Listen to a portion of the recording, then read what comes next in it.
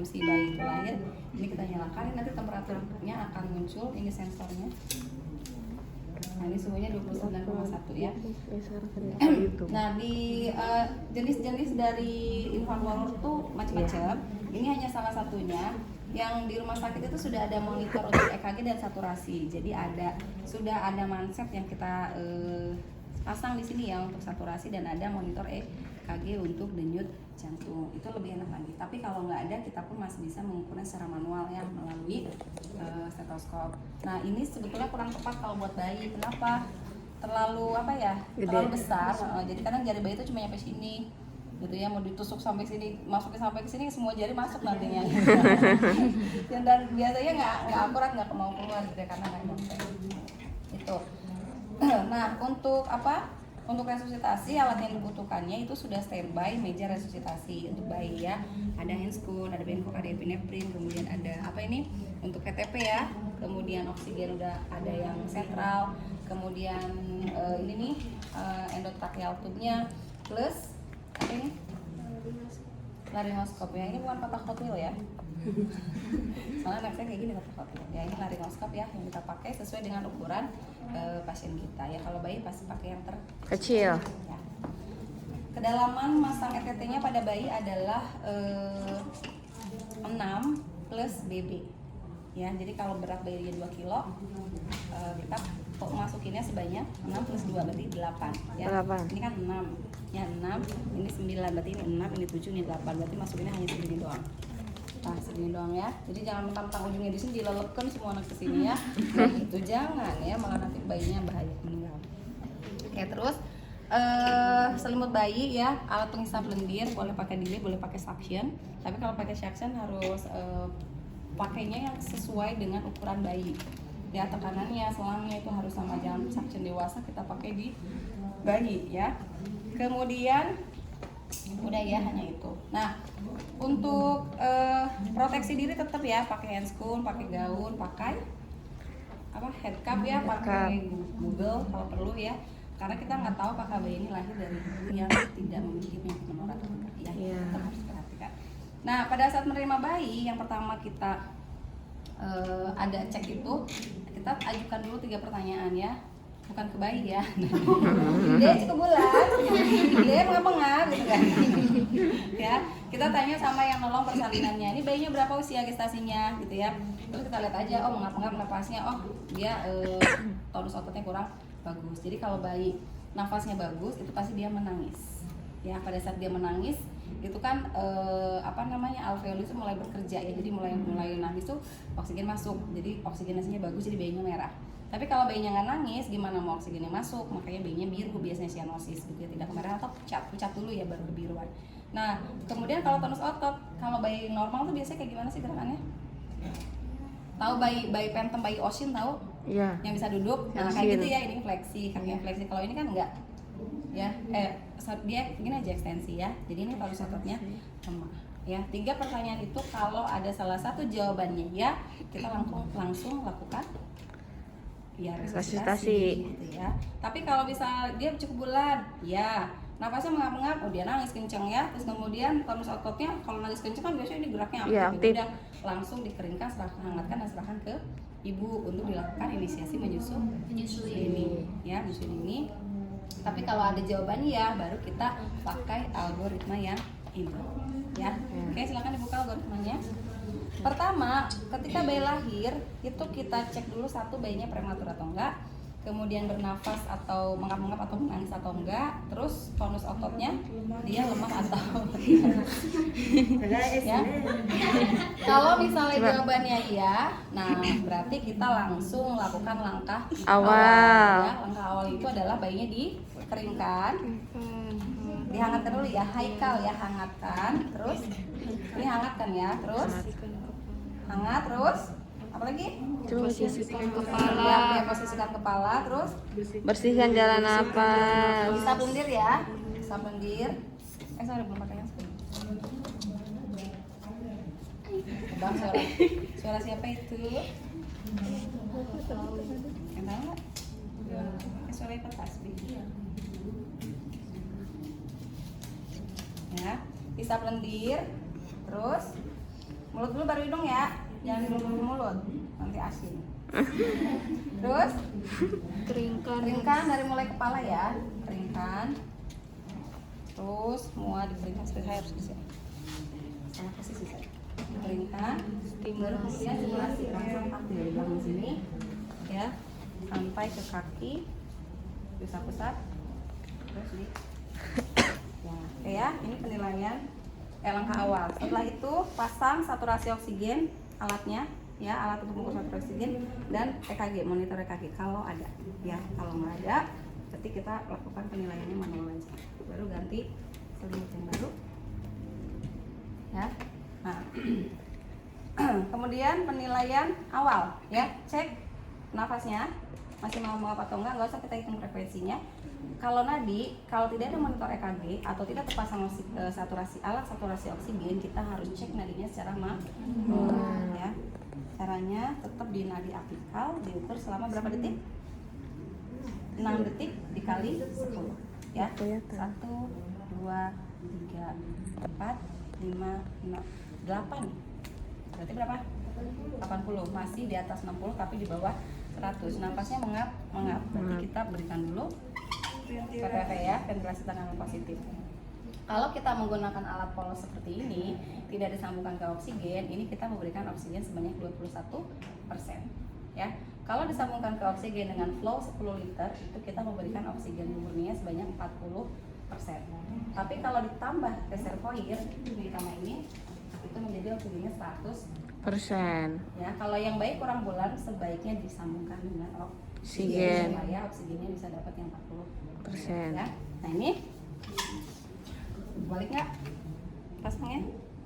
Nggak ya. Nah berikan PTP. Huruf C inget ya. Ini diangkat sedikit ya. Terus kita pencet dengan apa? Satu lepas gitu ya nadanya. Nadanya apa sih, ketukannya? Kayak mau nyanyi ya. Terus sebanyak 15 detik ya. Kalau selama 15 detik kalau di situ ya.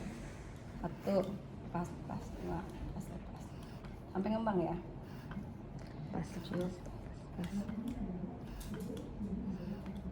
2 3 4 5 6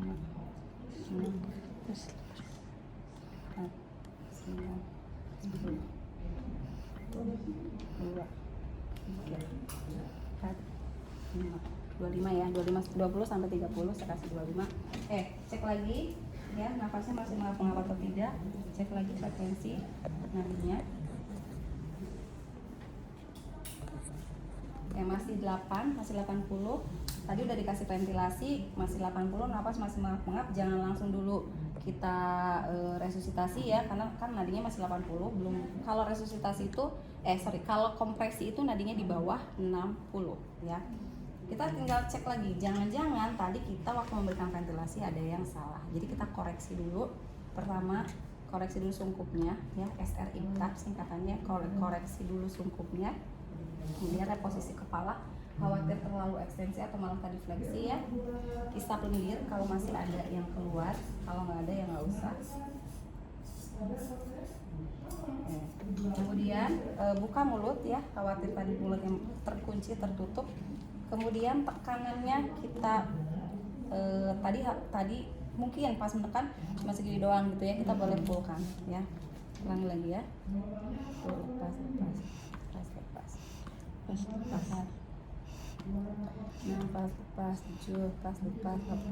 lepas.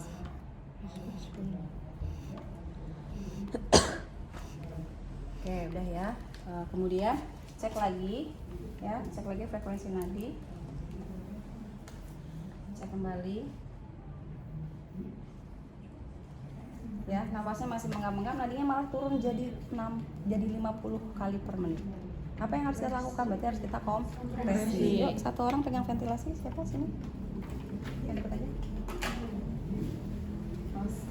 Nah, jadi kalau nadi di bawah 60 ya, nafas masih mengap-ngap, kita persiapkan untuk kompresi. Gimana Bu kompresinya? Tekniknya ada dua, bisa dengan jempol, bisa dengan jari. Cuma mau dengan jari tuh gel ya, susah. Sekarang kita sekolah lari ke sini gitu ya, ke sini. Jadi enak pakai jempol aja, diraba punggungnya. Kan ada tulang iga ya, kita raba.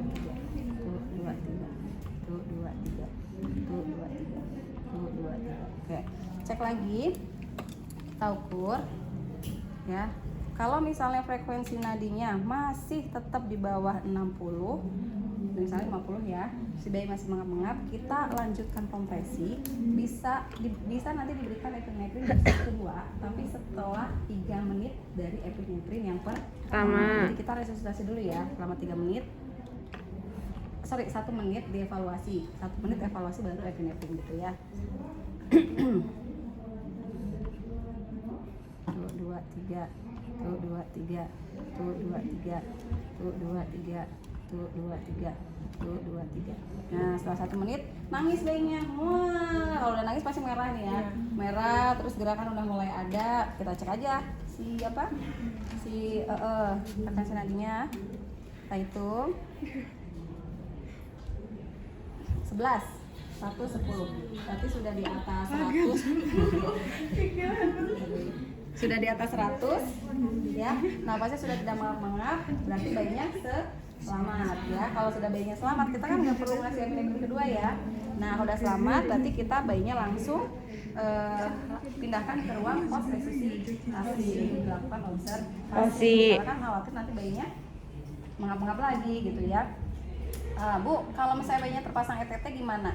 Ya, kalau sudah terpasang ETT, nah ETT kan nanti bisa disambungkan ke ventilator ya, tapi itu tergantung dari pertimbangan keluarga. Jadi Bu, kapan sih resusitasi dihentikan? 1, setelah 20 menit dilakukan tindakan itu tidak ada perbaikan ya.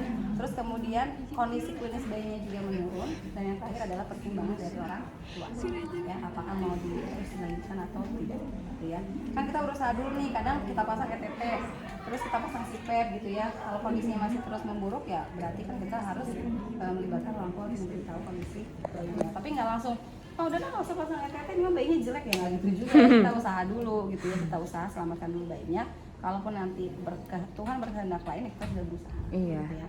Kalau nanya, Bu, kompresi kapan dihentikan? Itu tadi setelah 20 menit, terus kondisi klinis bayinya terus menurun, dan orang tua kita sampaikan orang tua, dan pertimbangan orang tua misalnya untuk dihentikan ya sudah dihentikan. Ya, tetap kalau di dewasa kan, kalau pasien gawat masuk itu ada pernyataan di INR ya, mau diresusitasi atau tidak, nanti kalau kondisinya mau buruk. Ya, gampang ya? Enak melihatnya mah ya, coba sekarang ganti. Sekarang ganti, cobain nggak apa-apa, gampang kok.